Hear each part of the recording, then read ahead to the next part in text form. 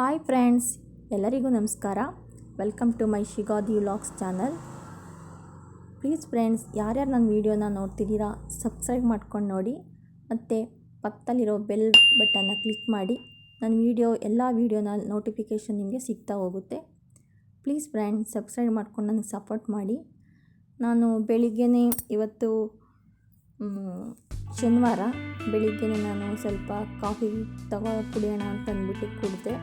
ಮತ್ತು ಇದು ಬಂದು ನಿಮಗೆ ರಾಗಿ ಮಾಲ್ಟ್ ಯಾವ ಥರ ಮಾಡೋದು ಅಂತ ಹೇಳ್ಬಿಟ್ಟು ಈ ವಿಡಿಯೋದಲ್ಲಿ ನಿಮಗೆ ತೋರಿಸ್ತಿದ್ದೀನಿ ನೋಡಿ. ರಾಗಿ ಮಾಲ್ಟ್ ಅಂತಂದರೆ ಅದಕ್ಕೆ ಎಲ್ಲ ಥರದ್ದು ಕಾಳುಗಳು ಮತ್ತು ಸಿರಿಧಾನ್ಯಗಳು ಬರುತ್ತಲ್ಲ, ಅದು ಎಲ್ಲನೂ ಮಿಕ್ಸ್ ಮಾಡಿ ನಾನು ಮಾಡಿರೋಂಥ ಮಾಲ್ಟು. ನಿಮಗೇನಾದರೂ ಅದು ಬೇಕು ಅಂತ ಹೇಳಿದ್ರೆ ಅದನ್ನು ನಾನು ಮಾಡಬೇಕಾದ್ರೆ ಏನೇನು ಕಾಳು, ಯಾವುದು ಸಿರಿಧಾನ್ಯ ಹಾಕಿದ್ದೀನಿ ಎಲ್ಲನೂ ತೋರಿಸ್ತೀನಿ. ನೀವು ಬೇಕು ಅಂದರೆ ಕಮೆಂಟ್ ಮಾಡಿ ತಿಳಿಸಿ ನನಗೆ. ಇದು ರಾಗಿ ಮಾಲ್ಟ್ ಅಂದರೆ ತುಂಬ ಒಳ್ಳೆಯದು. ಮತ್ತು ಇದನ್ನು ನಾನು ಮಣ್ಣಿನ ಪಾತ್ರೆಯಲ್ಲೇ ಮಾಡೋದು.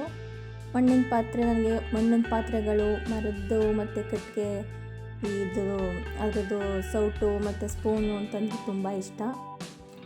ಸೊ ಹಾಗಾಗಿ ಮಣ್ಣಿನ ಪಾತ್ರೆ ಮಾಡಿದ್ರೆ ಟೇಸ್ಟು ಅಷ್ಟೇ ತುಂಬಾ ಚೆನ್ನಾಗಿರುತ್ತೆ. ಆದ್ದರಿಂದ ನಾನು ಮಣ್ಣಿನದರಲ್ಲೇ ಪಾತ್ರೆನೇ ಮಾಡ್ತೀನಿ.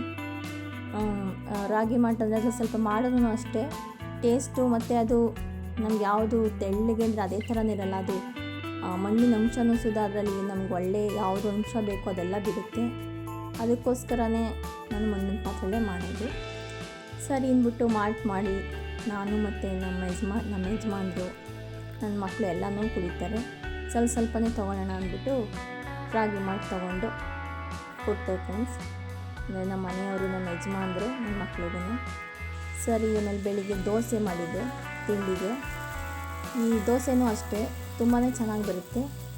ಸೇಮ್ ನೀವು ಹೋಟ್ಲಲ್ಲಿ ಮಸಾಲೆ ದೋಸೆ ತಿಂತೀರಲ್ವ, ಅದೇ ಥರನೇ ಇರೋದು. ಇದು ಅಷ್ಟೇ. ಈ ರೆಸಿಪಿ ಬೇಕು ಅಂತಂದರೆ ನಾನು ನೆಕ್ಸ್ಟ್ ವೀಡಿಯೋದಲ್ಲಿ ನಿಮಗೆ ತೋರಿಸ್ತೀನಿ. ಬೇಕು ಅಂತ ಅಂದರೆ ನೀವು ಕಾಮೆಂಟ್ ಮಾಡಿ ಹೇಳಿ ದೋಸೆ ಯಾವ ಥರ ಮಾಡೋದು. ಸಿಂಪಲ್ ಅಂದರೆ ಸಿಂಪಲ್ಲಾಗೆ ಮಾಡೋದು ಅಷ್ಟೇ. ಸೇಮ್ ಮಸಾಲೆ ದೋಸೆ ಥರನೇ ಆಲೂಗಡ್ಡೆ ಪಲ್ಯ ಮತ್ತು ಕೆಂಪು ಚಟ್ನಿ ಎಲ್ಲನೂ ಮಾಡೋದು ಯಾವ ಥರ ರೆಸಿಪಿ ಅಂದ್ಬಿಟ್ಟು ನಾನು ನೆಕ್ಸ್ಟ್ ವೀಡಿಯೋದಲ್ಲಿ ಹಾಕ್ತೀನಿ ನೋಡಿ ಫ್ರೆಂಡ್ಸ್. ಸೇಮ್ ಮಸಾಲೆ ದೋಸೆ ಯಾವ ಥರ ಬರುತ್ತೋ ಅದೇ ಥರನೇ ಬರುತ್ತೆ. ಸರಿ ಅಂತ ಹೇಳ್ಬಿಟ್ಟು ನೆಕ್ಸ್ಟು ಮಧ್ಯಾಹ್ನ ಬೆಳಿಗ್ಗೆ ತಿಂಡಿ ಆಯಿತು. ಸರಿ, ಮಧ್ಯಾಹ್ನ ಅಡುಗೆ ಮಾಡಿಟ್ಟು ನಾನು ಮಧ್ಯಾಹ್ನ ಸಾಂಬಾರೆಲ್ಲ ಮಾಡಿಟ್ಬಿಡ್ತೀನಿ.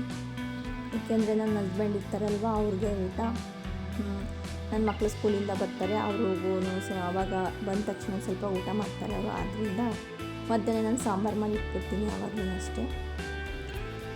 ಸರಿ, ಮಧ್ಯಾಹ್ನ ನಾನು ಕಡಲೆಕಾಳು ಸಾಂಬಾರು ಮಾಡೋಣ ಅಂದ್ಬಿಟ್ಟು ಹಿಂದೊಂದು ದಿನ ರಾತ್ರಿ ನೆನೆಸಿದ್ದು. ಅದಕ್ಕೆ ಒಂದು ಆಲೂಗೆಡ್ಡೆ ಮತ್ತು ಟೊಮೊಟೊ ಮತ್ತು ಸಾಂಬಾರು ಈರುಳ್ಳಿ ಬರುತ್ತಲ್ವ, ಅದು ಎಲ್ಲನೂ ಹಾಕಿ 2 ವಿಷಲ್ ಕೂಗಿಸ್ಕೊಳ್ಳಿ. ಅದು ಚೆನ್ನಾಗಿ ಬೆಂದಿರುತ್ತೆ ನೋಡಿ. ಅದು ಸ್ವಲ್ಪ ಎಲ್ಲ 3 ವಿಷಲ್ ಕೂಗಿಸ್ಕೊಳ್ಳಿ, ಚೆನ್ನಾಗಿ ಬೆಂದಿರುತ್ತೆ.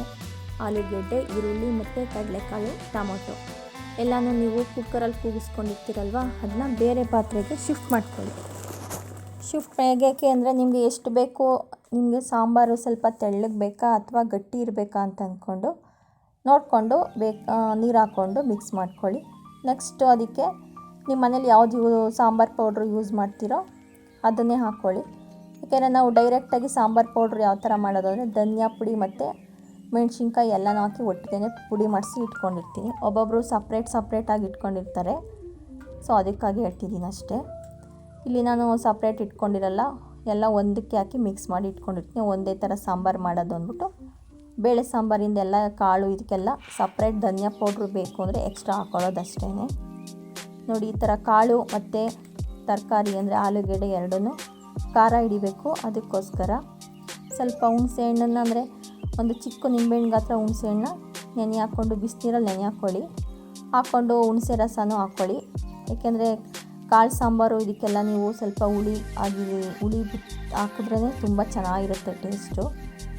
ಸರಿ, ಅದಕ್ಕೆ ಇನ್ನೊಂದೇನಪ್ಪ ಅಂದರೆ ಇನ್ನು ರುಬ್ಬಾಕಬೇಕಲ್ವ, ಕಾಯಿ 1 ಕಪ್ ಕಾಯಿ, ಅದಕ್ಕೆ ಕರಿಬೇವಿನ ಸೊಪ್ಪು, ಜೀರಿಗೆ, ಧನಿಯಾ ಪುಡಿ 2 ಸ್ಪೂನು, ಮತ್ತು ಟೊಮೊಟೊ ರುಬ್ಬಕ್ಕೂ ಟೊಮೊಟೊ ಹಾಕ್ಕೊಳ್ಳಿ.